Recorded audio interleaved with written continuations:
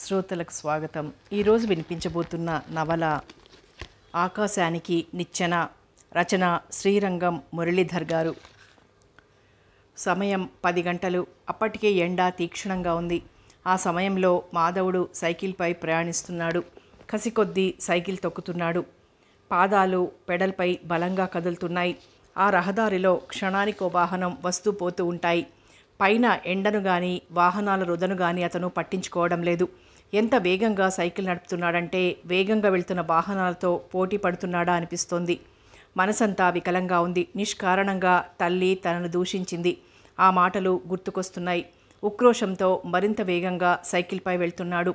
అనవసరంగా తల్లి కోపంతో నానా మాటలు అంది. మమత ఇంజనీరింగ్ కంపెనీ వారు MBA అభ్యర్థులు కావాలని దినపత్రికలో ప్రకటించారు. MBA గోల్డ్ మెడల్ సంపాదించిన మాధవ్ ఉద్యోగానికి దరఖాస్తు పంపాడు. రాత పరీక్షలో మొదటివాడిగా నిలిచాడు. మర్నాడు జరిగిన ఇంటర్వ్యూలో సంతృప్తికరమైన సమాధానాలతో మెప్పు పొందాడు. కంపెనీ MD గారు మరో ఆలోచన చేయకుండా అతడిని మర్నాడు ఉదయం వచ్చి అపాయింట్మెంట్ లెటర్ తీసుకోవాల్సిందిగా చెప్పారు. సంబరపడిపోతూ ఇంటికి రాగానే తల్లికి ఆ సంతోష వార్తను చెప్పాడు. మరుసటి రోజు ఆఫీస్కి వెళ్ళాడు. నోటీస్ బోర్డులో ఎన్నికైన 3 అభ్యర్థుల పేర్లు కనిపించాయి. అందులో మాధవుని పేరు లేకపోవడంతో విస్మయపడుతూ MD PAను కలిశాడు. నోటీస్ బోర్డులో ప్రకటించిన అభ్యర్థులు మాత్రమే ఉద్యోగార్హత పొందారని చెప్పాడు. మాధవుడు ఒకంత నిరాశకు గురై MDని కలవటానికి వెళ్తాను, ఒక్కసారి ఆయన్ని కలవచ్చా అన్నాడు.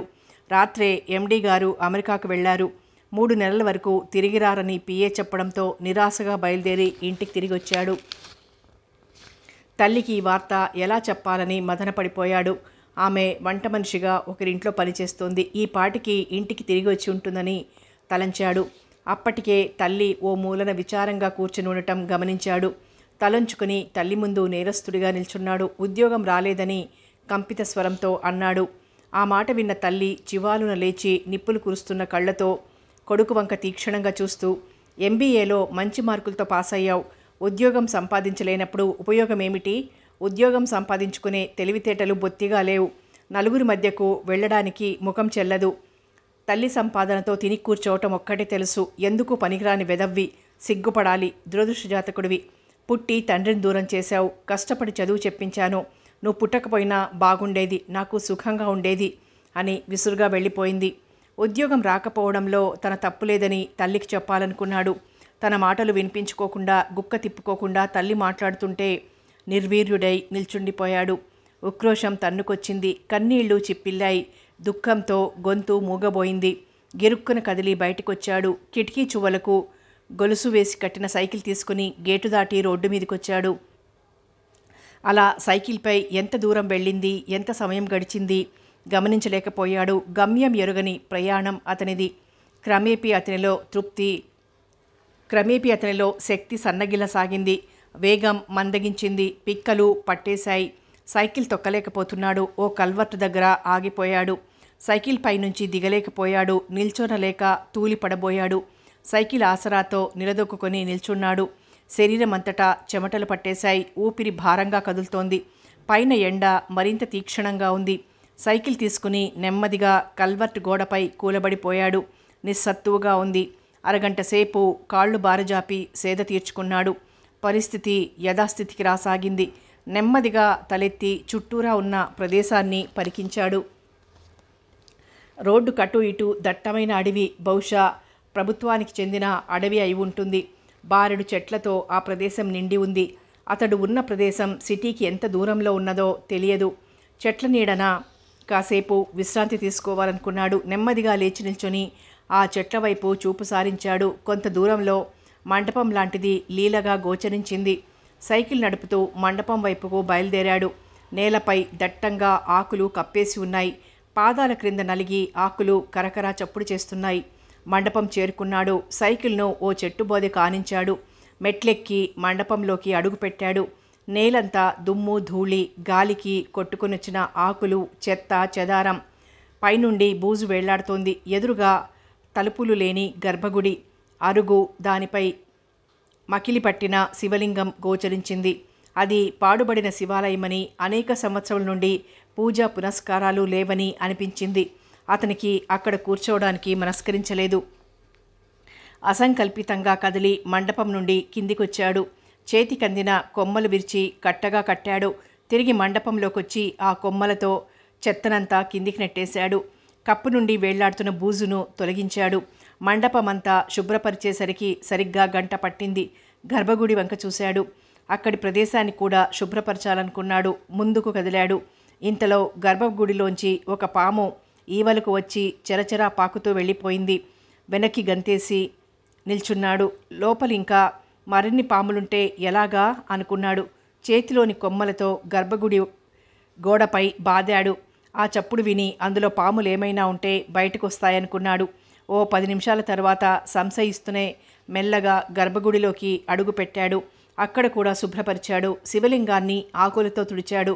కొన్ని చారికలు అలాగే ఉండటంతో నీళ్లతో కడిగితే కానీ శుభ్రమవుదని తలంచి క్రిందికి వచ్చి గుడి చుట్టూ ప్రదక్షిణ చేశాడు. నీటి జాడెక్కడా కనపడలేదు. ముందుకు నడిచాడు. అక్కడ చిన్న నీటి గుంట కనిపించింది. నీళ్లు తేటగా ఉన్నాయి. దోసిల్లోకి తీసుకుని ముఖం కడుక్కున్నాడు. చల్లగా ఉన్నాయి. నోట్లోకి కాసిన నీళ్లు పోసుకుని పుక్కిలించి ఉమ్మేశాడు. తీయగా ఉన్నాయి. ఆబగా 2 దోసిళ్ల నీళ్లు త్రాగాడు. జవసత్వాలు తిరిగొచ్చినట్లు అనిపించింది. కాళ్ళు చేతులు శుభ్రపరుచుకున్నాడు. అక్కడి నుంచి కాస్త దూరంలో టేకు చెట్టు మొక్క కనిపించింది. వెడల్పాటి ఆకులు తెంపి దొన్నెలు తయారు చేసి గుంటలోంచి నీళ్లు తీసుకొని వచ్చి శివలింగంపై చల్లి చేత్తో ఆ చారికలను తొలగించాడు. అలా 2-3 సార్లు దొన్నెతో నీళ్లు తెచ్చి శివలింగాన్ని అరుగును శుభ్రపరిచి సంతృప్తి చెందాడు. శివలింగం నిగనిగా మెరవసాగింది. నమస్కరించి మండపంలోకి వచ్చి ఓ స్తంభాన్ని ఆనుకొని కూర్చున్నాడు. ఎదురుగా శివలింగం కనిపిస్తోంది. తదేకంగా ఆ వంక చూస్తూ ఉండిపోయాడు. మధ్య మధ్య చల్లటి గాలి వీచసాగింది. గాలికి కొమ్మల రాపిడి వింతగా ధ్వనిస్తోంది. పక్షుల అరుపులు, వాటి రెక్కల చప్పుడు ఆ అరణ్యంలోని నిశ్శబ్దాన్ని భంగపరుస్తున్నాయి. మాధవకు ఆ నిర్జనారణ్యంలో ఒంటరిగా కూర్చోవడం భయం కలిగించలేదు. తల్లి తనను అన్నమాటల్నే గుర్తు చేసుకుని బాధపడ్డాడు. సుషుప్తావస్థలోకి జారుకున్నాడు. కనులు అరమూతలు పడ్డాయి. గాఢ నిద్రలోకి జారుకున్నాడు. అలా నిద్రలో ఉండగా మృదుమధురమైన పిలుపు వినబడింది. నాయనా మాధవ. ఆ పిలుపు అతనికి ఒక ఆలాపనలా తోచింది. తిరిగి అదే పిలుపు వినిపించింది. ఒకంత ఆశ్చర్యంతో ఈ నిర్జన అరణ్యంలో తన పేరెలా తెలిసిందనుకుంటూ కనులు తెరిచి చూడబోయాడు. గర్భగుడిలోంచి అద్భుతమైన వెలుగు ప్రసరిస్తున్నది. ఆ కాంతి పుంజాలని చూడబోతే కళ్ళు భగ్గుమని మండాయి. కళ్ళు మూసుకున్నాడు. స్వామి తమరెవరు? ఎవరినా? చిరుమందహాసం. సకల చరాచర జగత్తుకు సృష్టికర్తను. విశ్వంలోని సమస్త భువన భాండములకు మూలాధారం నేను. సత్వ రజో తమో గుణములు, అరిషడ్ వర్గములు, సత్యధర్మములకు కాలచక్రానికి అధిపతిని. అశరీరవాణి పలుకులు కొంత అర్థమై కొంత అర్థం కాక మాధవుడు మౌనంగా కూర్చుండిపోయాడు. 2 క్షణాల తరువాత మాధవుడు ఇలా అన్నాడు. స్వామి, అనంతమైన వెలుగును చూడలేకపోతున్నాను. మిమ్మల్ని కనులారా వీక్షించలేని అందుణ్ణయ్యాను. భౌతికంగా నన్ను చూడజాలవు. నీ అంతర్నేత్రంతో చూడగలవేమో, ప్రయత్నించు. మాధవుడు తన దృష్టిని 2 కనుబొమల మధ్య కేంద్రీకరించి ఏకాగ్రతతో నిశ్చల మనస్కుడై కూర్చుండిపోయాడు. క్రమేపీ ఆ వెలుగును చూడగలిగాడు. అప్పుడా అఖండ వెలుగు కనులను బాధించడం లేదు. చల్లని వెన్నెల సోకినట్లుగా ఉంది. వింత అనుభూతితో అతని శరీరం కంపించసాగింది. పులకరింత మనస్కుడై సాష్టాంగ నమస్కారం గావించాడు. స్వామి, ఈ అల్పజీవి పైన కరుణించారా? ఉద్వేగభరితమైన కంఠంతో అన్నాడు. అశరీరవాణి పలుకులు వినిపించసాగాయి. సమస్త ప్రాణికోటిలో మనిషి జన్మ ఉత్కృష్టమైనది. తలచిన వారిని, తలంచని వారిని, వారు వీరు అను భేదం లేకుండా దయచూపగలను. అంతటా ఉన్నాను, అందరిలోనూ ఉన్నాను. తమ విద్యుక్త ధర్మాన్ని త్రికరణ శుద్ధిగా ఆచరించు వారిని సదా కాపాడుతుంటాను. నన్ను పూజించమని ఎవ్వర్నీ కోరను. మనిషిగా సన్మార్గంలో పయనిస్తూ విచక్షణతో మెలగాలి. స్వామి, మీరు నుడివిన పలుకులు బోధపడలేదు. ఏనాడు మిమ్మల్ని స్మరించనైనా లేదు. బిడియస్తుడిని. ఎదుటివారు తప్పులు గావించినా అవి తప్పని చెప్పలేని అసక్తుణ్ణి. అట్టి మనస్తత్వం గల నాకు మీ దర్శన భాగ్యం కలగడం చిత్రంగా ఉంది. అతని అమాయకత్వానికి అశరీరవాణి నవ్వుతూ, మాధవ, సృష్టి కార్యంలో సదా మునిగి ఉండు మాకు కొంత విశ్రాంతికై బయలుదేరాం. ఈ ప్రదేశంలో నిన్ను గాంచి ముచ్చట పడితిమి. నీ మనసు నిర్మలమైనది, సత్యమైనది. నీతో సంభాషించవలనని ముచ్చట పడితిమి. ధన్యుణ్ణి స్వామి. 2 చేతులు జోడించి తల వంచి నమస్కరించాడు. స్వామి, మిమ్మల్ని ఒక ప్రశ్న అడగదలిచితిని. అడగమందురా? సందేహమేలా, అవశ్యము అడుగుము. నాకు ఊహ తెలిసినప్పటి నుంచి అనేక సంఘటనలను చూస్తున్నాను. ముఖ్యంగా కొందరు అపార ధనరాశులతో సుఖాలను పొందుతున్నారు, మరికొందరు కటిక దారిద్ర్యాన్ని అనుభవిస్తున్నారు. సర్వజ్ఞులు, మీ సృష్టిలో ఈ భేదభావం ఎందులకు? అందరూ సమానమే కదా? మనోహరమైన నవ్వు వినపడింది. ప్రతి జీవి కృతజన్మలో సంపాదించుకున్న పాపపుణ్యములను బట్టి మరుజన్మలో అనుభవించడం జరుగుతుంది. అపరిమిత సంపద కలిగి ఉండటం కూడా వారు చేసుకున్న పుణ్య ఫలితమంటారా? కాదు, పుణ్యం కొద్దీ సంపద కలుగుతుంది. అతనిలోని జీవి అత్యాసపరుడై ధనదాహంతో వక్రమార్గాలను అనుసరిస్తాడు. అలాంటి వాడు సుఖంగా ఉన్నారనుకోవడం పొరపాటు. అంతులేని ధనం సమకూరడం పాపమే గాని పుణ్యం కాదు. భార్య, పిల్లలు వెన్నుపోటు పొడుస్తారని శంక, దాయాదులు ద్రోహబుద్ధితో అపహరిస్తారని అనుమానం, వ్యాపారంలో పోటీపడి శత్రువులుగా మారి ప్రాణాపాయం కలిగిస్తారని భయం. ఈ కారణాలన్నీ అతడి మనసును కలిచివేస్తూ ఉంటాయి. రాత్రిళ్ళు పీడకలలతో సుఖంగా నిద్రపోలేడు, నిశ్చింతగా కాలం గడపలేడు. మాధవ, మనిషి తనకు లభించిన దానితో తృప్తి పడాలి. అటువంటి వారే నిజమైన సుఖాన్ని పొందగలరు. మాధవుడు మెదలకుండా ఉండిపోయాడు. వెళ్ళవలసిన సమయం ఆసన్నమైనది. నీకు ఏదైనా వరం ఇవ్వాలనిపిస్తోంది, కోరుకో, ప్రసాదిస్తాను. స్వామి, ఇదివరకే మీకు విన్నవించాను. నా చుట్టూ ఉన్నవారి బాధలను చూడలేకపోతున్నాను. అట్టివారి చింతలను, సమస్యలను తీర్చవలెనని, మంచి మార్గమును బోధించి సత్ప్రవర్తన కలిగిన వారిగా మార్చవలెనని కోరిక ప్రబలంగా ఉంది. అట్టి శక్తిని నాకు ప్రసాదించండి. స్వామి నివ్వెరపోయాడు. మాధవ, అసాధ్యమైన కోరికనే కోరావు. సృష్టితో పాటు కాలచక్రము నిర్దేశించబడుతుంది. కాలగతిని మార్చుటకు వీలు లేదు. కాలచక్రాన్ని సృష్టాదిలోని సమస్తములు అనుసరించవలసినదే. నీకు తెలిసినది, చూసినది స్వల్పము. ఈ విశాల విశ్వంలో కోటాను కోట్ల జీవులు తమ కర్మలను అనుభవించుచున్నారు. అందరికీ నువ్వు సహాయపడలేవు. నీ చుట్టుపక్కల వారికి మాత్రమే సహాయపడగలవు. మిగిలిన వారి మాటేమిటి? సృష్టిలో భేదభావం చూపినట్లవుతుంది కదా. స్వామి, మీరు సత్యమునే వక్కాణించితిరి. బాధపడుతున్న వారికి మీరు అవతరించి వారికి స్వాంతనము కలిగించవచ్చును కదా. గడిచిపోయిన యుగములలో మీరు అవతరించి ధర్మాన్ని రక్షించినారు, ఆపన్నులను కాపాడినారు. ఈ కలియుగంలో మీరు అవతరించి బాధితులను ఆదుకోవచ్చును కదా. మాధవ, నా మాటలు నీకు బోధపడినట్లు లేవు. కాలగతిని మార్చడం ఎవరి తరమూ కాదు. కాలం యుగాంతం వైపు పయనిస్తోంది. పాపుల సంఖ్య నానాటికి పెరిగిపోతున్నది. ప్రకృతిలో జరుగుతున్న ఉత్పాతములు రాబోవు యుగాంతమునకు సూచనలు. జరగవలసినవి జరగక మానవు. ఆపుట ఎవరి తరమూ కాదు. నీ కోరిక అసంజసమైనది. మరేదైనా వరం కోరుకో. మంచి ఉద్యోగమో లేక ధనమో కోరుకును, ప్రసాదింతును. స్వామి, నేను అల్పసంతోషిని. కొందరి జీవితాలనైనా బాగుపరచవలెనని మహా కోరికగా ఉంది. అందుకు శక్తి అవసరం. దయ ఉంచి ప్రసాదించండి. వెర్రివాడ, నా హితమును ఆలకించడం లేదు. సరే, అటులనే ఇచ్చెదను. ఆ శక్తి 1 సంవత్సరం పాటు నీతో ఉండగలదు. ఆ శక్తిని పరుల కొరకే వినియోగించవలెను సుమా. నీ స్వార్థం కొరకై వెచ్చించిన ఎడల ఆ శక్తి నీ నుండి తొలగిపోగలదు. జాగ్రత్త. స్వామి, నాకు అంగీకారమే. సాష్టాంగ నమస్కారం గావించాడు. శుభమస్తు. వెలుగు అంతరించిపోయింది. అంతటా నిశ్శబ్దం. కనులు తెరిచాడు. ఎదురుగా గర్భగుడి. శివలింగం అంతే తేజోమయమైన వెలుగు లేదు. జరిగినదంతా అతనికి ఓ కలలా తోచింది. మహామహులకే దుర్లభమైన భగవద్ దర్శనం తనకు లభించటయా? నిశ్చయంగా నిద్రలో కలగన్నాడు. సైకిల్పై గమ్యం లేని ప్రయాణం. ఆ వెంటనే గుడిని శుభ్రపరచడం వలన అలసిపోయి గాఢ నిద్రకు లోనయ్యాడు. విచిత్రమైన కలను దర్శించాడు.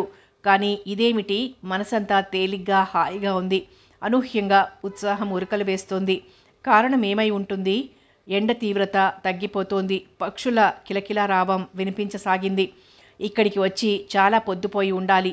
హఠాత్తుగా ఇంటి నుండి బయలుదేరి రావడంతో తల్లి తప్పకుండా బాధపడుతూ ఉంటుంది. ఆలోచిస్తూ ఉంటే తాను చేసిన పనికి పశ్చాత్తాపపడసాగాడు. అనుకున్నదే తడవుగా సైకిల్ తీసుకుని రోడ్డు మీదకి వచ్చాడు.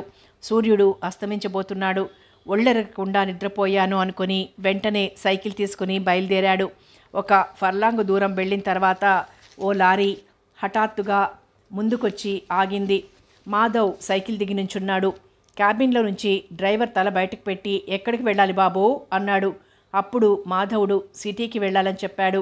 డ్రైవర్ ఆశ్చర్యంగా చూస్తూ, 40 మైళ్ళ దూరంలో ఉన్న సిటీకి సైకిల్ మీద వెళ్తావా? అసలే చీకటి పడిపోయింది అన్నాడు. 40 మైళ్ళు అనేసరికి మాధవుడికి జంకు ఏర్పడింది. వెంటనే డ్రైవర్ క్లీనర్తో సైకిల్ని లారీలో ఎక్కించి, నువ్వు కూడా అక్కడే కూర్చో అన్నాడు.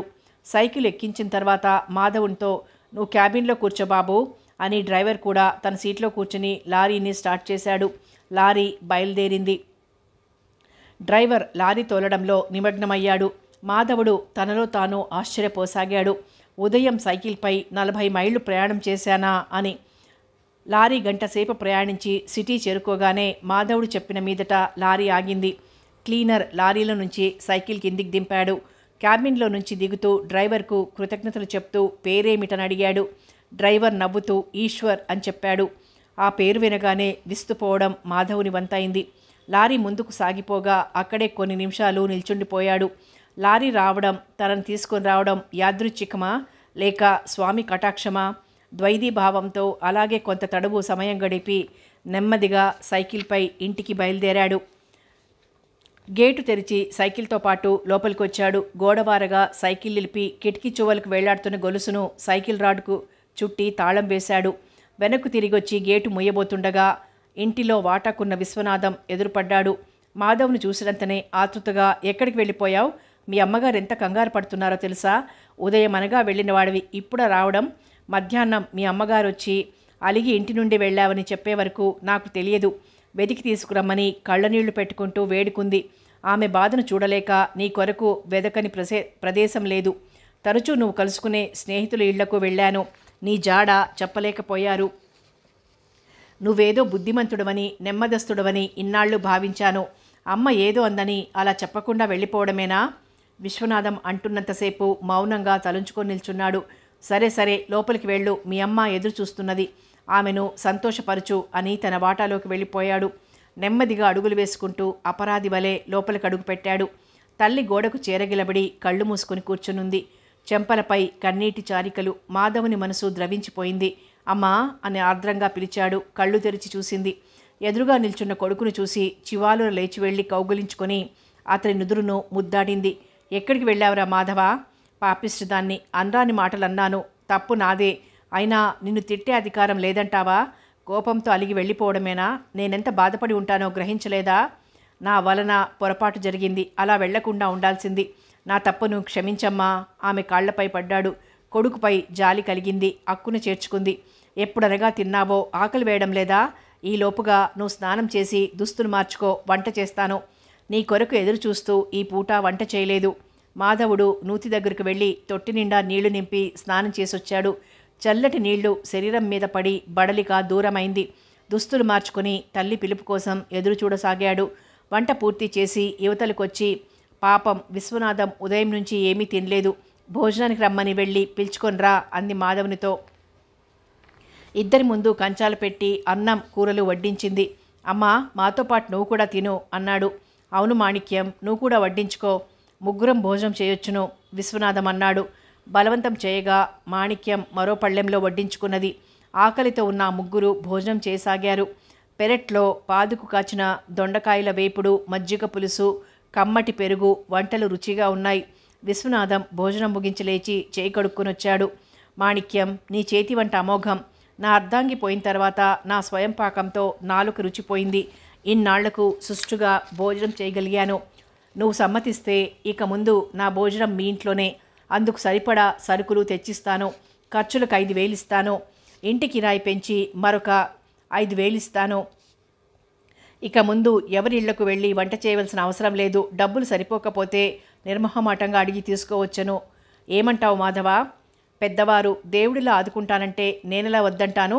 నాకు త్వరలో ఉద్యోగం దొరికితే మీ డబ్బులు అవసరం లేదు. మీరు మా ఇంటి సభ్యుడిగా భావించుతాం. అన్నయ్య, మీరు పరాయివారుగా ఏనాడు అనుకోలేదు. మీ కోరికను కాదనను, సంతోషంగా వంట చేయగలను. మాధవ, వేళకు మామయ్యను భోజనానికి పిలవడం మర్చిపోవద్దు. విశ్వనాథం తలూపి విశ్రాంతికై తన వాటాలోకి వెళ్ళిపోయాడు. పళ్ళాలు ఎత్తి తిన్నచోటు శుభ్రం చేసింది మాణిక్యం. మాధవుడు తల్లికి చేరువగా కూర్చుని, ఏం జరిగిందమ్మా? ఉదయం అంత కోపంగా ఎందుకున్నావు అడిగాడు. ఏదో జరిగిందిలే, అంతా నా ప్రారబ్ధం. జరిగిన విషయం కొడుకుతో చెప్పాలనిపించక అలా అంది. లేదమ్మా, నాకు సంగతి ఏమిటో తెలియాలి. నీకు బాధ కలిగించే విషయం ఏదో జరిగుండాలి పట్టుదలగా అన్నాడు. జరిగిన విషయం చెప్పక తప్పలేదు. ఈ ఉదయం ఎప్పట్లాగా వంట చేయడానికి లాయర్ గారింటికి వెళ్ళాను. వంట కోసం కూరలు తరుగుతుండగా పాత వంట మనిషి వచ్చింది. అమ్మగారితో మాట్లాడాలి, ఉన్నారా అని అడిగింది. స్నానానికి వెళ్ళిందని చెప్పి నేను చేస్తున్న పనిలో మునిగిపోయాను. ఆ వచ్చిన మనిషి ఏం చేస్తున్నదో గమనించలేదు. స్నానం చేసి వచ్చిన అమ్మగారిని కలుసుకొని మాట్లాడింది పాత వంట మనిషి. ఇంతలో అమ్మగారు ఇక్కడ పెట్టిన నెక్లెస్ ఏమైందని వెతకసాగింది. ఎక్కడ పోతుందని, అమ్మగారు ఎక్కడైనా ఉంచి మర్చిపోయారేమో, నేను ఇందాకే వచ్చాను, మీ వంట మనిషికి తెలిసేమో అడిగి చూడండి అంది. నెక్లెస్ కొరకు ఇల్లంతా వెతికి అమ్మగారు నా దగ్గరికి వచ్చారు. మీ నెక్లెస్ నేను చూడలేదమ్మగారు, వచ్చినప్పటి నుంచి వంట ఇల్లు దాటి బయటికి రాలేదు అన్నాను. అబద్ధం ఆడకు మాణిక్యం, ఇక్కడి నుంచి కదలం దానివైతే అమ్మగారు స్నానానికి వెళ్ళారని ఎలా చెప్పగలిగావు? ప్రతిరోజు ఈ సమయానికి స్నానానికి వెళ్తారు గనక అలా చెప్పాను. సత్య ప్రమాణకంగా నాకు ఆ నెక్లెస్ విషయం తెలీదు. అమ్మగారు, ఈ మాణిక్యం అబద్ధం చెబుతోందనిపిస్తోంది. రోజు తన వెంట తెచ్చుకునే సంచితో పాటు చీరలో ఎక్కడైనా దాచుంచిందేమో. అమ్మగారు మరో ఆలోచన లేకుండా నా ఒళ్ళు తడిమింది. పాత వంట మనిషి సంచిలోని వస్తువులను నేలపై గుమ్మరించింది. కూరలు ఏవైనా మిగిలితే తెచ్చుకోవడానికి టిఫిన్ డబ్బా తీసుకొస్తాను. ఆ డబ్బాతో పాటు అమ్మగారి నెక్లెస్ కింద పడింది. అది చూసి నాకు నోట మాట రాలేదు. ఆ గొలుసు సంచిలోకి ఎలా వచ్చిందో నేనెరుగను. అమ్మగారు కళ్ళెర చేసి చెడామడా తిట్టింది.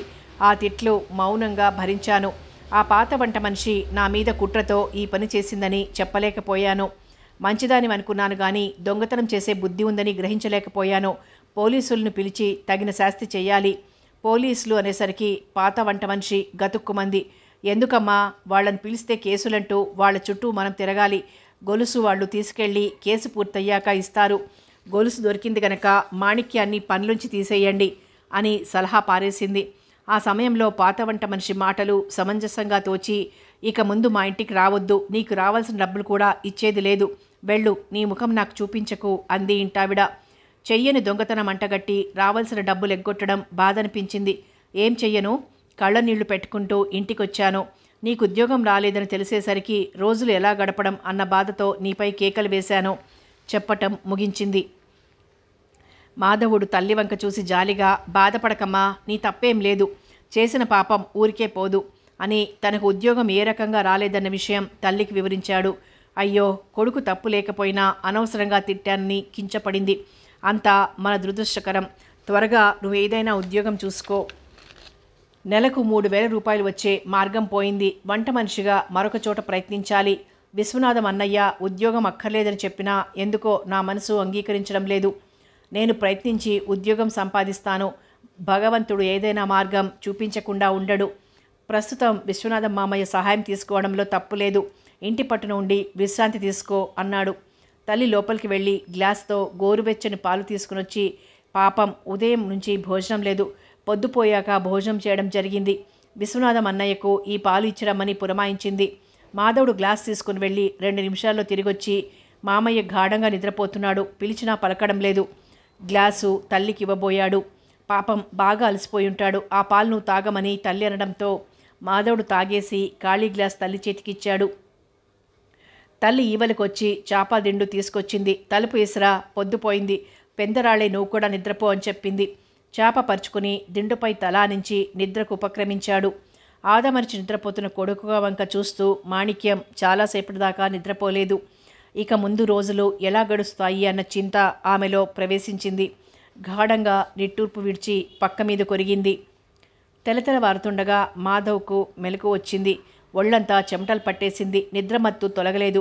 తలుపులు తీసుకొని పెరట్లోకి వెళ్ళి మంచం వాల్చుకొని నిద్రపోయాడు. తల్లి వచ్చి తట్టి లేపే వరకు నిద్రపోతూనే ఉన్నాడు. మాధవా, లే, ఎంతసేపు నిద్రపోతావు? ముఖానికి ఎండ తాకుతోంది. 8 దాటింది, వెళ్ళు, పళ్ళు తోముకొనరా, కాఫీ ఇస్తాను. విశ్వనాథం అన్నయ్య నీ కోసం 2 సార్లు వచ్చి వెళ్ళాడు. కాలకృత్యాలు తీర్చుకొని నూతి దగ్గర స్నానం చేసి దుస్తులు మార్చుకున్నాడు.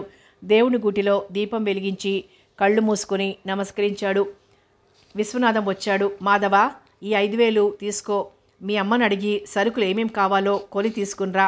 నేను భోజనానికి పూటుండను, ఆఫీస్కి వెళ్ళవలసిన పని పడింది. మాణిక్యం కాఫీ గ్లాసులు చెరొకటి ఇచ్చింది. కాఫీ తాగడం పూర్తి చేసిన విశ్వనాథం వెళ్ళొస్తారని చెప్పి గుమ్మం దాటి వెళ్ళిపోయాడు. అతను వెళ్తున్న వైపే చూస్తూ, ఆఫీసు 10-10:30కు ఉంటుందని కదా, అప్పుడే ఎందుకు వెళ్తున్నాడు?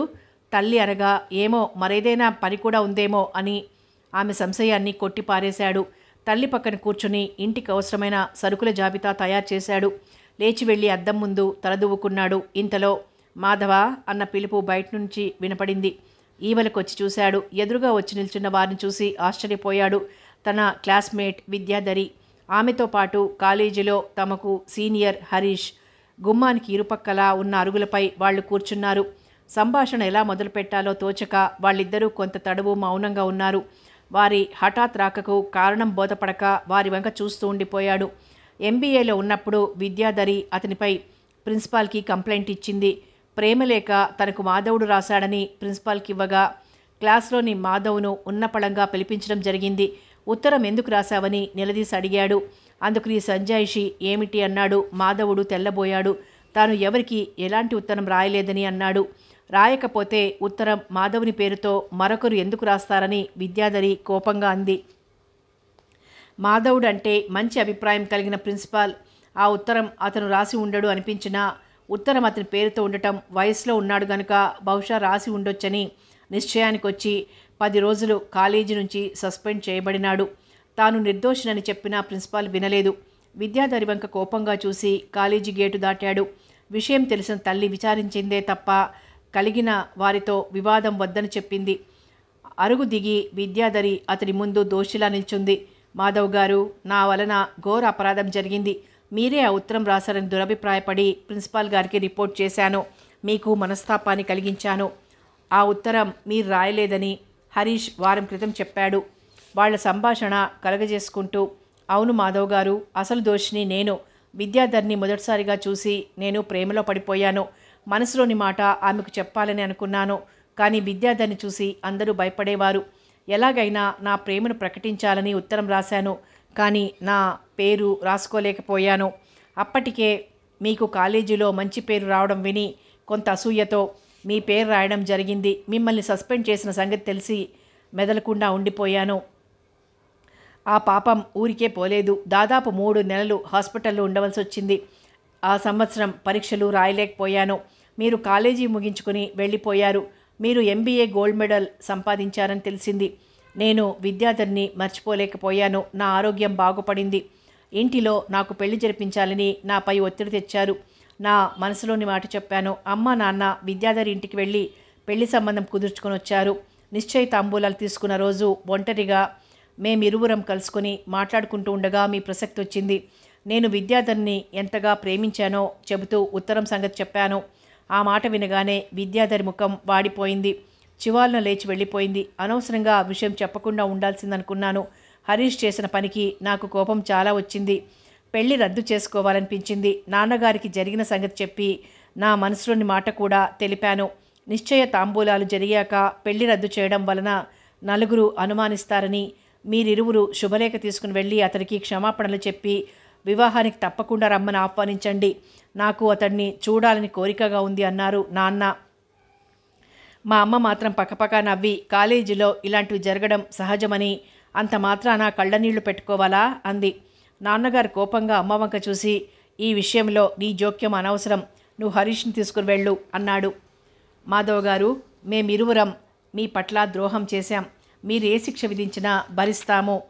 అతడి కాళ్లకు నమస్కరించింది. మాధవుడు సిగ్గుపడిపోతూ, ఏం పని ఇది విద్యాధరి అన్నాడు. హరీష్ మనసులో విద్యాధరి చేసిన పనికి ఏవగించుకుంటూ పైకి మాత్రం నవ్వుతూ నమస్కారం చేశాడు. జరిగిపోయిన దానికి ఇలా చేయడం బాగాలేదు. ఆ సంగతి నేనెప్పుడో మర్చిపోయాను. విద్యాధరి మోములో బాధావీచికలు అంతరించాయి. నవ్వుతూ, మీరు తప్పకుండా మా వివాహానికి వస్తారు కదూ, మీరు రాకపోతే మమ్మల్ని మీరు క్షమించలేదనుకుంటాం. తప్పకుండా వస్తాను హామీ ఇచ్చాడు. శుభలేఖ అతడికి ఇవ్వగా తెరిచి చదివాడు. చాలా సంతోషం. ఒకే కాలేజీలో చదివిన మీరు దంపతులు కావడం హర్షణీయం. విద్యాధరి మరొకసారి ముందుకు వంగి కాళ్లకు నమస్కరించింది. హరీష్ ముఖం గంటులా పెట్టుకుని నిల్చున్నాడు. వారు సెలవు తీసుకుని కారులో వెళ్ళిపోయారు.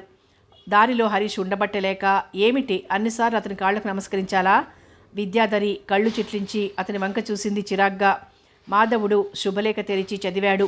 అంతగా పరిచయం లేని ఆ ఇరువురు వచ్చి క్షమాపణలు కోరడం, వివాహానికి రమ్మని ఆహ్వానించడం విచిత్రంగా తోచింది. తల్లి పిలవడంతో లోపలికి వెళ్ళాడు. ఎవరా వచ్చిందని తల్లి అడగడంతో పూర్వం కాలేజీలో చదువుతున్నప్పుడు మోపబడిన అభియోగం ఇప్పుడు మన్నించమని కోరుతూ వివాహానికి పిలవడం అన్ని విషయాలు తల్లికి చెప్పాడు. ఎల్లుండి వివాహం, బాగా కలిగిన కుటుంబంలో జరుగుతున్న వివాహం, సరైన దుస్తులు లేకుండా ఎలా వెళ్ళాలి, అందుకే వెళ్ళడానికి మనస్కరించడం లేదన్నాడు.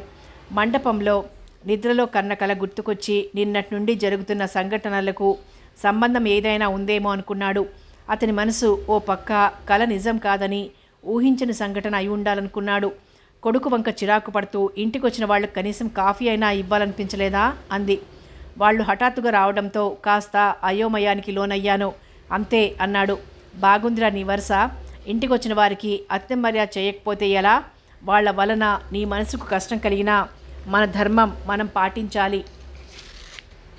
ఎండ పెరగకముందే వెళ్ళి సరుకులు తీసుకొనిరా.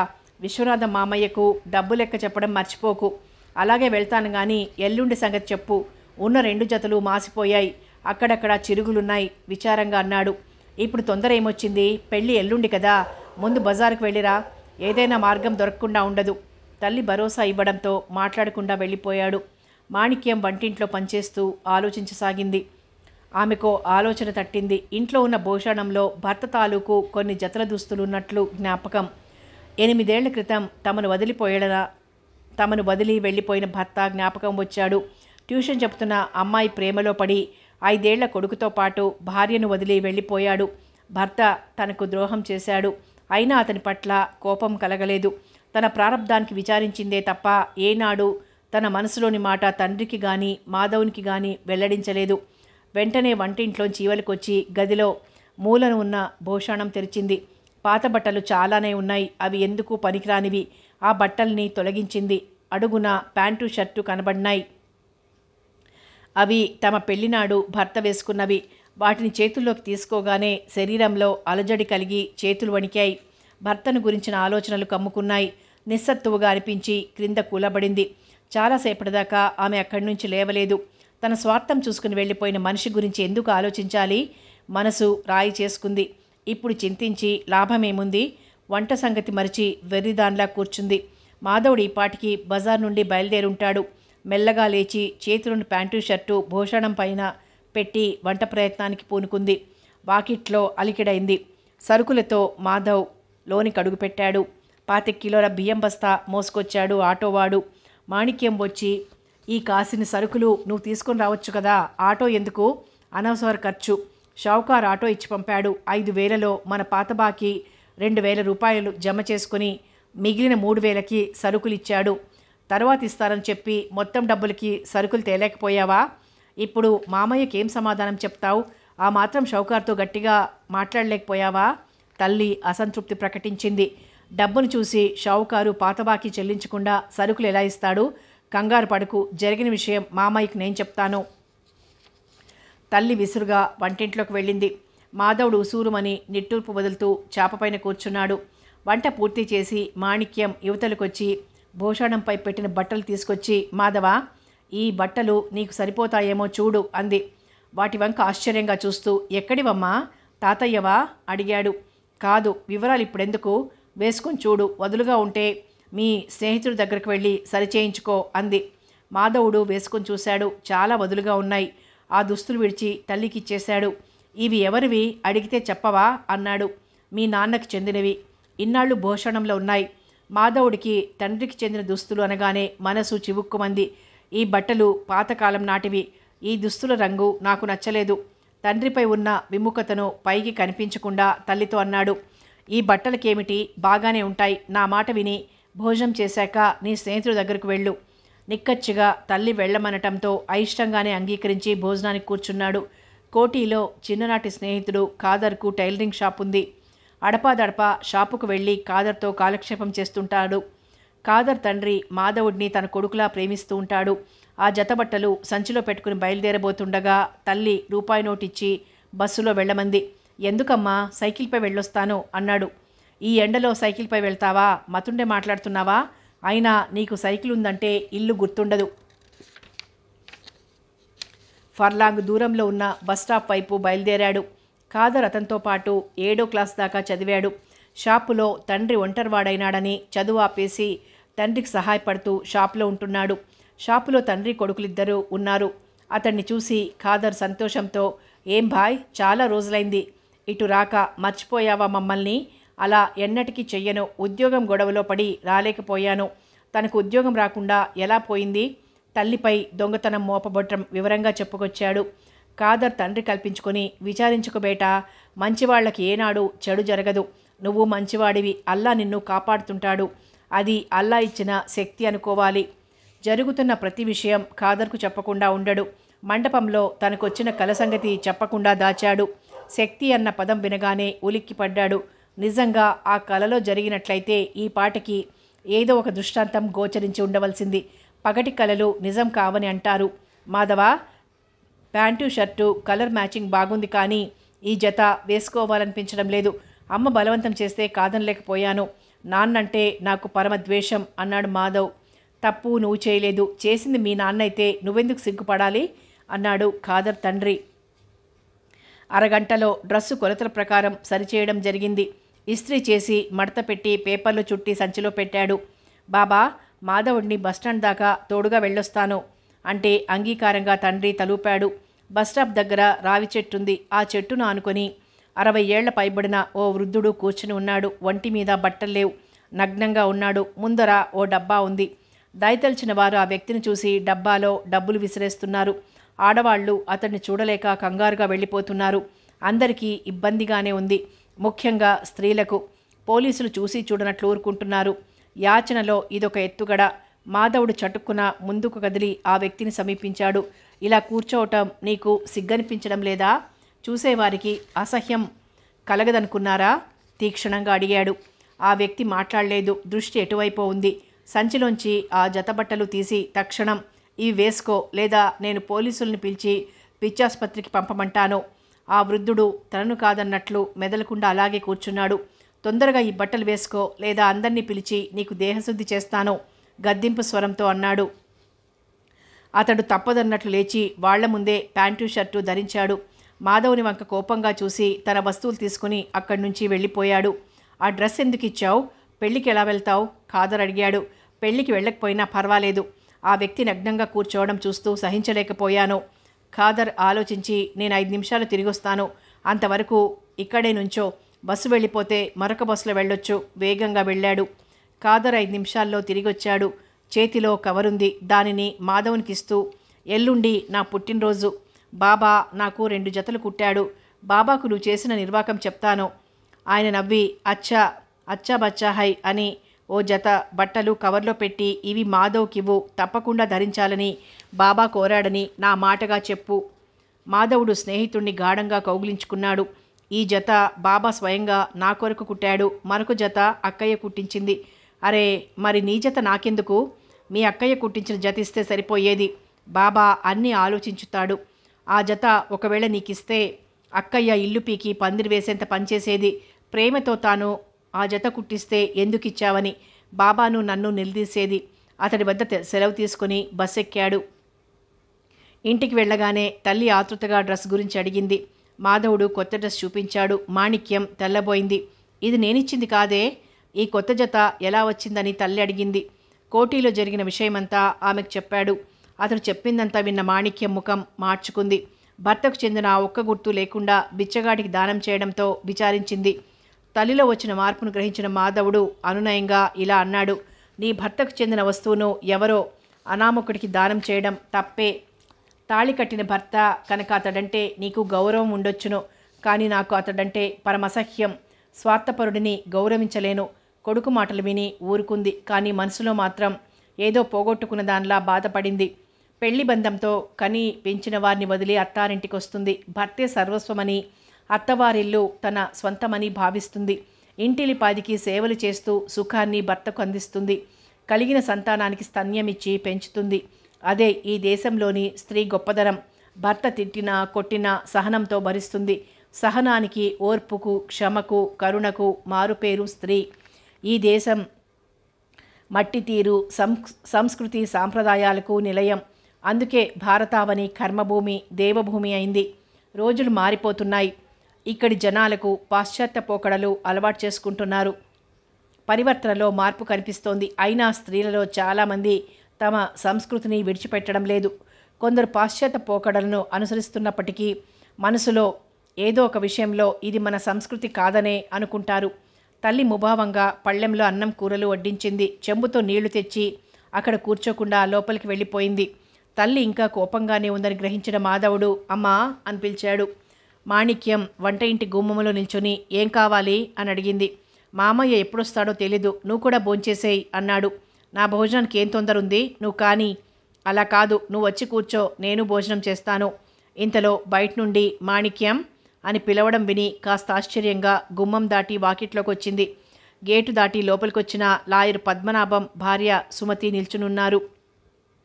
గేటు బయట కారు ఆగి ఉంది. భర్తను తీసుకుని గొడవ చేయటానికి వచ్చి ఉండాలని మాణిక్యం తలచింది. మనసులో జంకుతో ముందుకు నడిచి రండి లోపలికని ఆహ్వానించింది. అరుగుపై చాపపరిచి కూర్చోమంది. లాయర్ గారు కూర్చుంటూ మాణిక్యం, నా భార్య వలన తప్పు జరిగిపోయింది. సాయంత్రం కోర్టు నుండి వచ్చిన నాకు ఉదయం జరిగిందంతా చెప్పింది. నువ్వు దొంగతనం చేశావంటే నమ్మలేకపోయాను. పాత వంట మనిషి పన్నిన పన్నాగం సుమతి నిజమనుకున్నది. ఈరోజు ఉదయం నేను బాల్కనీలో ఉండగా పాత వంట మనిషి పని మనిషి మాట్లాడుకుంటున్నారు. ఇద్దరూ దొంగలే. తాను ఏ విధంగా మాణిక్యాన్ని పనిలోంచి తీసివేసింది చెప్పసాగింది. అమ్మగారు స్నానానికి వెళ్ళినప్పుడు టీపాయ్ పైన కనిపించిన గొలుసు నువ్వు చూడకుండా నువ్వు తెచ్చుకున్న సంచిలో వేశానని అమ్మగారు నమ్మారని వెంటనే పనిలోంచి తీసివేయటమే కాకుండా అంతవరకు చేసిన పనికి డబ్బులు ఇవ్వలేదని చెప్పి తన ప్రతాపాన్ని గొప్పగా చెప్పుకుంది. నేను వారి సంభాషణ విన్నానని వారికి తెలియదు. వెంటనే పోలీసుల్ని పిలిచాను. ఇద్దరిని స్టేషన్కి తీసుకెళ్లమని చెప్పాను. వాళ్ళు భయపడిపోయి మా ఇద్దరి కాళ్ళు పట్టుకొని బ్రతిమలాడారు. ఈ చుట్టుపక్కల కనిపిస్తే ఊరుకునేది లేదని హెచ్చరించి పంపాను. మాణిక్యం, మా తప్పులు క్షమించి తిరిగి పనిలోకి రావాలి. మా అబ్బాయి పని మానేయమని చెప్పాడు. క్షమించండి, ఇంకా ఎవరింట్లోనూ పనిచేయను. భార్యాభర్తలిద్దరూ నిరాశపడిపోయారు. లాయర్ జేబులోంచి డబ్బు తీసిస్తూ ఇది నీకు రావాల్సిన జీతం అని చెప్పి వెనుదిరిగాడు. ఆ రోజు విద్యాధరి హరీష్ల వివాహం. శుభలేఖ తీసి అడ్రస్ను చూశాడు. ఇందిరా పార్క్ రోడ్లో బంధన్ ఫంక్షన్ హాలు. వివాహ సమయం 11 గంటలు. మాధవ్ గడ్డం గీసుకుని స్నానం చేశాడు. అద్దం ముందు నిల్చొని ఖాదరిచ్చిన దుస్తులు ధరించాడు. కొలతలు హెచ్చుతగ్గు లేకుండా ఒంటికి నప్పాయి. తన రూపాన్ని అద్దంలో చూసుకుని మురిసిపోయాడు. ఇంతలో తల్లి ప్రవేశించి, మాధవ, ఈ జావ తాగు, కడుపులో కాస్త ఆసరాగా ఉంటుంది. పెళ్లి తంతు ముగిసేసరికి ఎలా లేదన్నా 1 గంట దాటొచ్చును. మాధవుడు జావ తాగేసి ఖాళీ గ్లాస్ తల్లికిచ్చాడు. తమ ఇంటి నుంచి పెళ్లి మండపానికి ఎలా లేదన్నా 5 మైళ్ళు పైనే ఉంటుంది. ఆ రూట్లో ఏ నెంబర్ బస్సు వెళ్లేది తెలియదు. సైకిల్పై వెళ్ళటం మనస్కరించలేదు. బహుమతి ఏం తీసుకుని వెళ్లాలో అర్థం కాలేదు. 200-300 పెడితే గాని తక్కువ ధరలో బహుమతి దొరకదు. ఇలా ఆలోచిస్తూ ఉండగా మాణిక్యం కొడుకు అవస్థను గమనించి, పిచ్చి సన్యాసి, మనసులోని మాట పైకి చెప్పడు. మాధవ, కలిగిన వాళ్ళింట్లో జరుగుతున్న పెళ్ళి. నువ్వు తీసుకుని వెళ్ళాలనుకున్న కానుక వాళ్లకు ఓ లెక్కలోకి రాదు. ఇంగ్లీష్లో ఏదో అంటారే, అదేరా, పూలగుత్తి దారిలో కొని తీసుకువెళ్ళు, హుందాగా ఉంటుంది. ఆమె ఆలోచన బేషుగ్గా తోచింది. మాణిక్యం బొడ్లోంచి 500 రూపాయల నోటు తీసిచ్చింది. ఆటోలో వెళ్ళు. ఈ నోటుకు చిల్లర డ్రైవర్ దగ్గర ఉండకపోవచ్చును.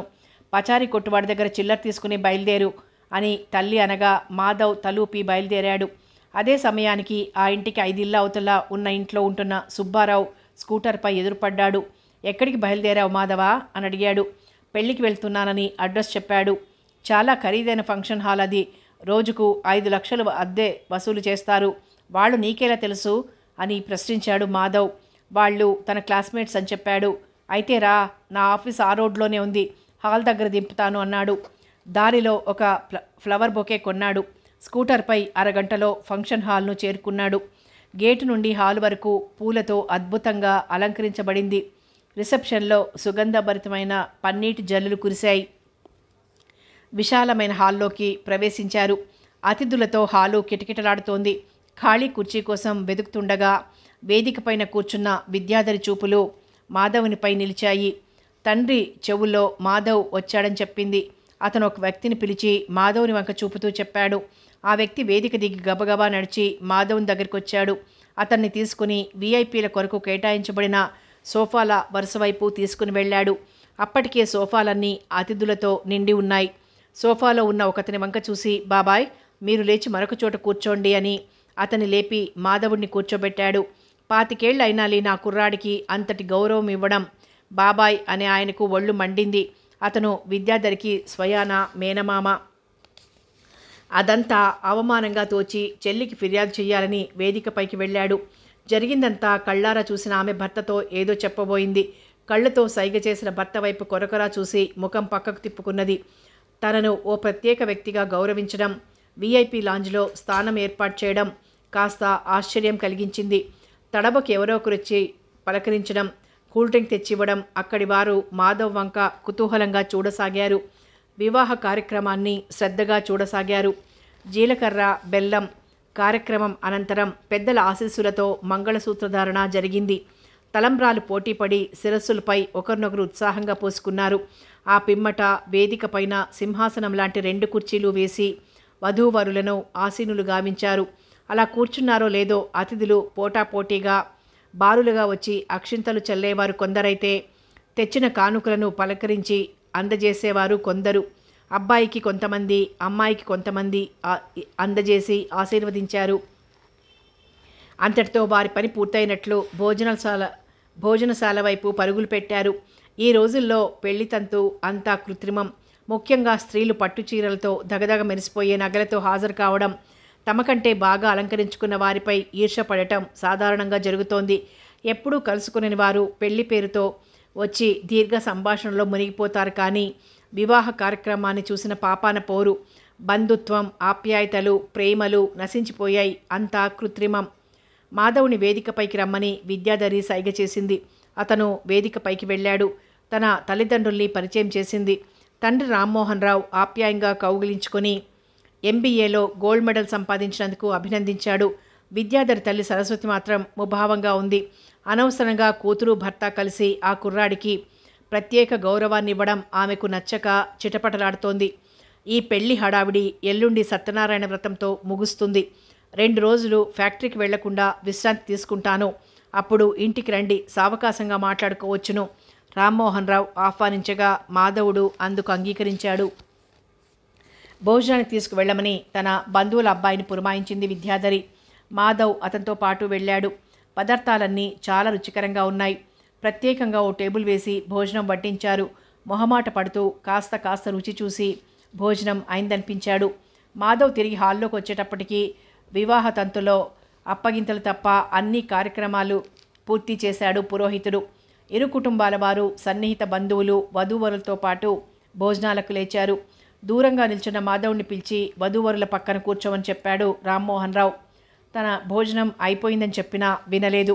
విద్యాధరి పక్కన కూర్చున్నాడు. ప్లేట్లో 2 స్వీట్లు, కారా అతని ముందు పెట్టారు.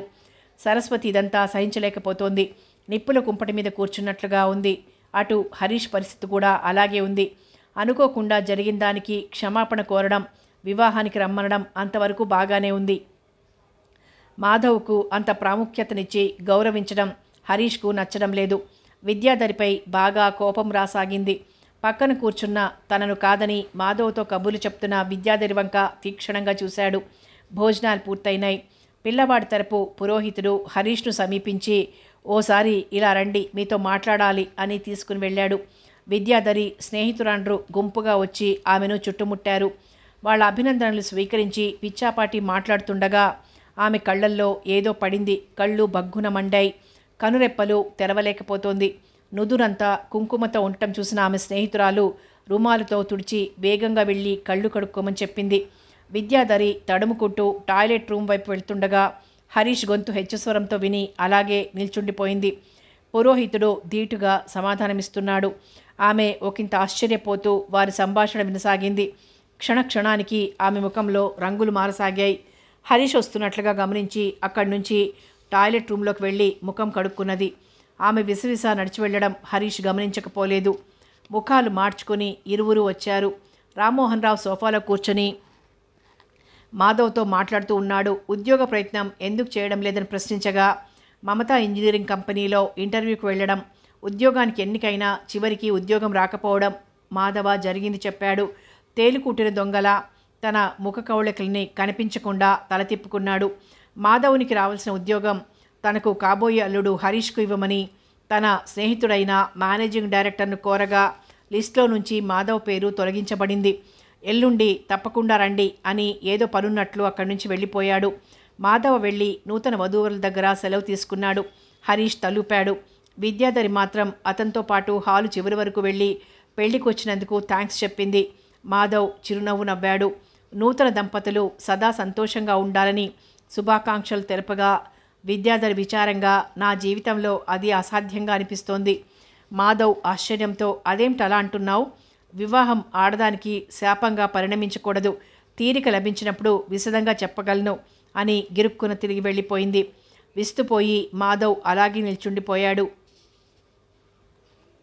వివాహం జరిగి 3 గంటలైనా కాలేదు. విద్యాధర్ నోట నిరాశాపూరిత పలుకులు రావడం అతడిని ఆలోచనలో పడేసింది. వడ్డించిన విస్తరి ఎలా ఉంటుందో మాధవుడు ఎరగడు. అతడికి ఊహ తెలిసినప్పటి నుంచి తల్లిని మాత్రమే ఎరుగును. తండ్రి ఎవరో ఎలా ఉంటాడో తెలియదు. తండ్రిని గురించి ఎన్నిసార్లు అడిగినా ఆమె కన్నీళ్లు కారుస్తూ దాటవేసేది. తాతయ్యను అడిగితే విసుక్కున్నాడు. వయసు పెరిగే కొలది తల్లి పడుతున్న కష్టాలని చూశాడు. తనపై ఆశలు పెట్టుకుని చదివించింది. ఆమె ఆరాటం చూసి శ్రద్ధగా చదువుతూ పరీక్షల్లో మంచి మార్కులు సంపాదించాడు. హఠాత్తుగా తాతయ్య చనిపోవడంతో ఉన్న ఒక్క ఆసరా కరువైంది. తండ్రి శవంపై పడి, నాన్న మాకింక దిక్కెవరని బోర్న విలిపించింది తల్లి. తల్లి దుఃఖాన్ని చూసి మాధవ్ మనసు చలించింది. తల్లికి కష్టం కలిగించకూడదని మంచి ఉద్యోగం సంపాదించి సుఖపెట్టాలని శపథం చేశాడు. అతనిలో తండ్రి ఎవరో తెలుసుకోవాలన్న దుగ్ధ మాత్రం పోలేదు. తెలిసిన వారి నుండి వివరాలు సేకరించాడు. తండ్రి పేరు దయాకర్రావు. ఎంఏ ఎకనామిక్స్, బిఏ చదువుతున్నప్పుడు మాణిక్యంతో వివాహమైంది. ఇరువురు అన్యోన్యంగానే ఉండేవారు. మాధవుడు పుట్టాడు. పుట్టిన వేళ విశేషం అతనికి కాలేజీలో ఉద్యోగం వచ్చింది. బాబు అదృష్టవంతుడని, మంచి ఉద్యోగం దొరికిందని భార్యతో అన్నాడు. కాలేజీలో స్టూడెంట్స్కు వారి తల్లిదండ్రుల కోరికపై వారి ఇళ్లకు వెళ్ళి ట్యూషన్లు చెప్పి అదనంగా సంపాదించేవాడు. బిఏ చివరి సంవత్సరం చదువుతున్న సమీరా అనే పేరుగల అమ్మాయికి ప్రత్యేక శ్రద్ధ తీసుకుని ట్యూషన్ చెప్పేవాడు. క్రమంగా వారిరువురి మధ్య సన్నిహిత్యంతో పాటు ఒకరిపై ఒకరికి ఇష్టం ఏర్పడింది. వారిరువురు వివాహం చేసుకోవాలని నిశ్చయించారు. తల్లిదండ్రులు ఆ వివాహానికి నిరాకరించారు. వారిది బాగా కలిగిన కుటుంబం. కాలేజీలో పాఠాలు చెప్పుకునే వాడికి అందమైన కూతుర్నివ్వడం ససేమిరా వీల్లేదన్నారు. కూతురి మంకుపట్టుకు తలవంచక తప్పలేదు. దయాకర్రావు భార్యకు విడాకులిచ్చాడు. మాణిక్యం కొడుకుని తీసుకుని తండ్రి పంచన చేరింది. తల్లి 5 ఏళ్ల క్రితమే కాలం చేసింది. కూతురు వైవాహిక జీవితం బండలైపోయినందుకు తండ్రి చలమయ్య విచారించని రోజు లేదు. అల్లుడిపై ఆగ్రహంతో సమీర ఇంటికి వెళ్ళి చెడామడా తిట్టాడు. ఇంటి యజమాని కోపగించుకుని నౌకర్ల చేత ఇంటి నుండి గెంటించాడు. చిరిగిన దుస్తులతో ఒంటి నిండా గాయాలతో వచ్చిన తండ్రిని చూసి కలత చెందింది. జరిగిన పరాభవాన్ని తండ్రి చెప్పగా విని విలపించింది. నా ప్రారబ్ధానికి నేను విచారించాలి. అనవసరంగా వెళ్ళి అవమానానికి గురయ్యారని తండ్రితో అంది. వంటి మీద ఉన్న గాయాలు మాని ఆరోగ్యం చేకూరడానికి చాలా రోజులు పట్టింది. ఆ సంఘటన తరువాత కూతురి దుస్థితికి తనలో తాను కుమిలిపోతూ ఉండేవాడు. పళ్ళెంలో అన్నం పెడితే మాట మాట్లాడకుండా తినేసి ఇంటి ముందు అరుగు మీద కూర్చుండేవాడు. కూతురు ఎంత చెప్పినా వినకుండా ఆ అరుగు మీదే చాప వేసుకుని రాత్రులు నిద్రించేవాడు. చలమయ్య ఉద్యోగంలో ఉన్నప్పుడే 150 గజాల స్థలం కొని 4 గదుల ఇల్లు కట్టాడు. ఇంటి వెనక కొంత స్థలం, ఇంటి ముందు విశాలమైన స్థలం ఉండేది. పెరట్లో నుయ్యి ఉన్న బోరు వేయించాడు. కూరగాయల మొక్కలు వేసి వంటకు అవసరమైన కూరగాయలు దొరికేవి. మాధవ్ 6 ఏళ్ల వయసులో ఉండగా అరుగు మీద ప్రాణం విడిచాడు. తండ్రికి నెల వచ్చే పెన్షన్ ఆగిపోయింది. మాణిక్యానికి ఎటూ తోచలేదు. ఇంటి పట్టున మసిలిన మాణిక్యం బ్రతుకు తెరువు కొరకు నలుగురిలోకి రావాల్సిన అగత్యం ఏర్పడింది. వంట మనిషిగా లాయర్ గారింట్లో పని కుదిరింది. తల్లి పడుతున్న కష్టాన్ని చూడలేని మాధవుడు ఉదయం 5 గంటలకు లేచి సైకిల్పై ఇంటింటికి వెళ్ళి పాల ప్యాకెట్లు, దినపత్రిక వేసి ఓ 400 రూపాయలు సంపాదించేవాడు. ఆ డబ్బులు తల్లికిచ్చేవాడు. చదువుపై దృష్టి పెట్టమని తల్లి హితబోధ చేసేది. శ్రద్ధగా చదివి ప్రతి క్లాసులో పరీక్షల్లో ప్రథముడిగా స్కూల్ అంతటికీ నిలిచేవాడు. మాణిక్యం తన దురదృష్టానికి చింతించిందే తప్ప ఏనాడు భర్తపై పరుషవాక్యాలు పలకలేదు. తల్లికి అపార గౌరవాన్నిచ్చేవాడు. అలాంటి సాధ్వీమణులు ఈ లోకంలో ఉన్నారు గనకనే ధర్మం అనేది ఇంకా నిలిచి ఉందని మాధవ్ అభిప్రాయపడేవాడు. ఆమె గుణగాణాలు అన్నీ మాధవ్కు అబ్బాయి. అందుకే అతని సున్నిత స్వభావాన్ని తేలిగ్గా తీసుకుని ఎగతాళి చేసేవారు. మౌనంగా భరిస్తూ తన పనేదో తాను చేసుకునేవాడు. కాలేజీలో ఉండగా ర్యాగింగ్ పేరుతో సీనియర్ స్టూడెంట్సు నానా విధాలుగా హింసించేవారు. మౌనమే సమాధానంగా తలవంచుకొని వెళ్ళేవాడు. అతను ఎదురు తిరగకపోవడంతో మరింత పేట్రేగిపోయి, ఏయ్ పేపర్ అబ్బాయ్, ఇదిగో పాలబ్బాయ్ అని మరోసారి మాధవమ్మ ఇటు రామ్మ అని పిలిచేవారు. వారికి విసుగు పుట్టి అతని జోలికి వెళ్ళడం మానేశారు. చదువులో ప్రథముడిగా నిలిచి లెక్చరర్ల మెప్పు సంపాదించాడు. అతని బలహీనతను అలుసుగా తీసుకుని అతను రాసుకున్న నోట్సు అబ్బాయిలు అమ్మాయిలు అడిగి తీసుకుని తిరిగి ఇచ్చేవారు కాదు. మాధవుడు చేసేది లేక తిరిగి నోట్సు తయారు చేసుకునేవాడు. క్రమంగా తోటి విద్యార్థులు అతని అణకువను చదువులో చురుకుతనం గమనించి అతని స్నేహానికై పోటీలు పడేవారు. వారు ఉంటున్న ఇంట్లో 4 గదులున్నాయి. ఇరువురికి అంత ఇల్లు అనవసరమని ఉత్తరం వైపు విడిగా ఉన్న గదిని అద్దెకిస్తే వేడినీళ్లకు చన్నీళ్లుగా ఉంటుందని తల్లితో అన్నాడు. ఆమె సరే అని అంగీకరించడమే తరువాయి. గేటుకు టాయిలెట్ బోర్డు తగిలించాడు. ఆ మర్నాడు విశ్వనాథం వాటాలోకి చేరిపోయాడు. బీకాం రిజల్ట్స్ వచ్చాయి. మొదటి ర్యాంక్లో పాస్ అయిన అతన్ని చూసి తల్లి సంతోషపడింది. ఉద్యోగ ప్రయత్నాలు చేయమంది. ఆమె అభిష్టానికి తలవంచి ఉద్యోగ ప్రయత్నాలు చేయసాగాడు. ఆ విషయం తెలుసుకున్న విశ్వనాథం, కుర్రాడు మంచి మార్కులతో పాస్ అయ్యాడు, పై చదువులకు వెళ్ళమని, ఈ రోజుల్లో గ్రాడ్యుయేట్ చేసిన వారికి ఉద్యోగం దొరకడం అంత సులభం కాదన్నాడు. మాణిక్యాన్ని ఒప్పించి మాధవుడు MBA చదవమని, అందుకు కావలసిన డబ్బు సహాయం చేస్తానని ప్రోత్సహించాడు.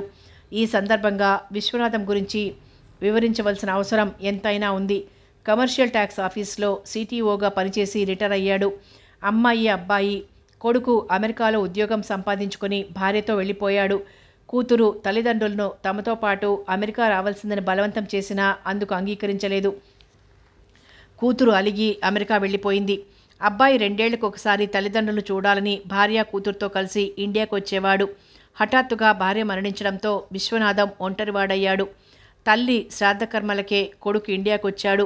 13 రోజుల తర్వాత తిరిగి అమెరికా ప్రయాణానికి సిద్ధమవుతూ తండ్రిని తమతో పాటు రమ్మని బ్రతిమాలాడు. తండ్రి అందుకు అంగీకరించక కొన్నాళ్లు దేశమంతా చుట్టి రావాలని, ఆ తరువాత వస్తానని కొడుకుతో అన్నాడు. తండ్రికి తన వెంట రావడం ఇష్టం లేకనే అలా అన్నాడని తెలిసి చిరాగ్గా తిరుగు ప్రయాణమయ్యాడు. విశ్వనాథం కొన్నాళ్లు స్వయంగా వండుకుంటూ కాలం గడిపాడు. భార్యతో గడిపిన రోజులు, ఆ స్మృతులను తరచూ జ్ఞాపకం చేసుకుంటూ రాత్రిళ్ళు సరిగ్గా నిద్రపోలేకపోయాడు. స్వంత ఇల్లు అమ్మేశాడు. వచ్చిన డబ్బు బ్యాంక్లో జమ చేశాడు. పెన్షన్ డబ్బు అతని భుక్తికి సరిపోగా మిగిలేది. ఇప్పుడు అద్దెకుంటున్న వాటా అతనికి అన్ని విధాలా నచ్చింది. మాణిక్యాన్ని, మాధవుడిని తన కుటుంబ సభ్యులుగా భావిస్తున్నాడు. MBAలో చేరాడు మాధవుడు. అక్కడ కూడా ర్యాగింగ్ సమస్య ఉన్నా కాలేజీలో ఉన్నంత తీవ్రంగా లేదు. మొదటి సంవత్సరం పరీక్షల్లో ప్రథముడిగా ఉత్తీర్ణుడయ్యాడు. అందరి దృష్టిని ఆకర్షించాడు. కాలేజీలో ఆ 3 సంవత్సరాలు ఒక్క ప్రేమలేఖ వ్యవహారంలో తనను దోషిగా పరిగణించబడడం తప్ప సాఫీగానే గడిచాయి. MBAలో గోల్డ్ మెడల్ సంపాదించి అందరి మన్ననలకు పాత్రుడైనాడు. ఉద్యోగ ప్రయత్నాలు చేస్తుండగా మమతా ఇంజనీరింగ్ కంపెనీలో ఉద్యోగానికి పిలుపు రావడం, ఉద్యోగం వచ్చినట్లే వచ్చి రాక భంగపడటం జరిగింది. విశ్వనాథం అతడిని ఓదార్చాడు. ప్రయత్నం కొనసాగించమని, ఉద్యోగం తప్పకుండా దొరుకుతుందని ధైర్యవచనాలు చెప్పాడు. మాధవ్ ఇంటికి చేరుకున్నాడు. చేతిలోని కవరు బల్లపై పడేసి మంచంపై ఒరిగాడు. పెళ్లి బాగా జరిగిందా అని అడిగింది తల్లి. జరిగే ఉంటుందిలే, కలిగిన వాళ్ళ ఇంట్లో పెళ్లి కదా అని ఆ కవరు తెరిచి చూడసాగింది. ఓ జత ప్యాంటు షర్టుతో పాటు రవిక పట్టుచీరను చూసి విస్తుపోయింది. ఆ చీర వైపు పరీక్షగా చూసి కనీసం 10,000 ఉంటుంది, వద్దని చెప్పిన విద్యాధరి బలవంతంగా ఈ కవర్ నా చేతికిచ్చింది అన్నాడు మాధవ్. అమ్మాయి చాలా మంచిదే అంది మాణిక్యం. ఆ మాట విన్న మాధవ్ ఆలోచనలు విద్యాధరి చుట్టూ మూగాయి. తనకు వీడ్కోలు చెప్తూ విద్యాధరి అలా ఎందుకన్నది, పెళ్లి శాపం ఎందుకవుతుంది, తాను ఇష్టపడేగా హరీష్ను పెళ్లి చేసుకున్నది, రామ్మోహన్ రావు ఇంటికి వెళ్ళినప్పుడు ఈ విషయం ఏమిటో తెలుసుకుంటాను అనుకున్నాడు మాధవ్. మధ్యాహ్నం దాకా చూసి విశ్వనాథం రారని మాణిక్యం భోజనానికి కూర్చుంది. సాయంత్రం 5 అవుతుండగా మాధవ్ దుస్తులు ధరించి అలా లైబ్రరీ వైపు వెళ్ళాడు. పేపర్లో ప్రకటించిన ఉద్యోగ ప్రకటనలు చదివాడు. MBA ఉద్యోగార్హత గల ప్రకటన ఏ పేపర్ వెదికినా కనిపించలేదు. నిరాశగా ఇంటికి తిరిగొచ్చాడు. తల్లి కాఫీ ఇస్తే తాగి ఇంటి ఆవరణలో ఉన్న చెత్త చెదారం తీసి శుభ్రపరిచాడు. దొండపాదు సరిచేశాడు. కూరగాయల మొక్కల చుట్టూ మట్టి తవ్వాడు. నూతి నుండి చిన్న కాలవ మొక్కల దాకా తీసి నీళ్లు సాఫీగా వెళ్లే మార్గం సుగమం చేశాడు. విశ్వనాథం అరుగుపైన కూర్చొని మాధవ్ శ్రద్ధగా పనిచేస్తున్న విధానాన్ని పరికించసాగాడు. పని పూర్తి చేసి టవల్తో చేతులు తుడుచుకొని వచ్చి కూర్చున్నాడు. ఉద్యోగ ప్రకటనలు రోజు చూస్తున్నావా? ఇందాకనే లైబ్రరీకి వెళ్ళి వచ్చాను. నా చదువుకు తగిన ఉద్యోగ ప్రకటన వెలువడలేదు. ఏదో ఒక ఉద్యోగంతో సరిపుచ్చుకోవాల్సి వచ్చేలా ఉంది. విశ్వనాథం తలూపి నేటి విద్యా వ్యవస్థ అలా ఏడ్చింది. మెడికల్ కాలేజీలు, ఇంజనీర్ కాలేజీలు వీధికొకటి వెలిసి ఫీజుల పేరుతో లక్షలు వసూలు చేస్తున్నారు. చదువు పూర్తి చేసినా ఉద్యోగం వస్తుందని ఆశ లేదు. అటువంటప్పుడు ఈ చదువులు చదివి ఉపయోగం దేనికి? ఉద్యోగ ఖాళీలుంటాయి, వాటిని భర్తీ చెయ్యరు. నిలదీసి అడిగితే బడ్జెట్ లేదంటారు. విద్య ఓ వ్యాపారం అయిపోయింది. జనాభా చూస్తే పెరిగిపోతోంది. డాక్టర్ల సంగతే తీసుకో. నివృత్తి తగిన విధంగా నియామకాలు జరగాలి, కానీ జరగడం లేదు. ముఖ్యమైన పదవులు ఖాళీగా ఉంటున్నాయి. జనాలకు అవస్థ తప్పడం లేదు. ప్రభుత్వ శాఖల తీరు ఇలా ఉంటే నిరుద్యోగుల సంఖ్య పెరుగుతూనే ఉంటుంది. ఇందులో నేరం ఎవరిది? పోనీ ప్రైవేట్ కంపెనీల సంగతి చూస్తే అక్కడ కూడా ఏమంత ఆశాజనకంగా లేవు. మా ప్రభుత్వంలో అవినీతి ఉండదని పైకి ఢాంబికాలు పలికినా లోలోన ధన ప్రవాహం మామూలే. విశ్వనాథం ప్రస్తుత పరిస్థితులను విశ్లేషించి చెప్తూ ఉంటే మాధవ్ శ్రద్ధగా ఆలకించాడు. ఇంతలో తల్లి పిలుపు విని లోపలికి వెళ్ళాడు. 2వ భాగంలో మళ్ళీ కలుసుకుందాం.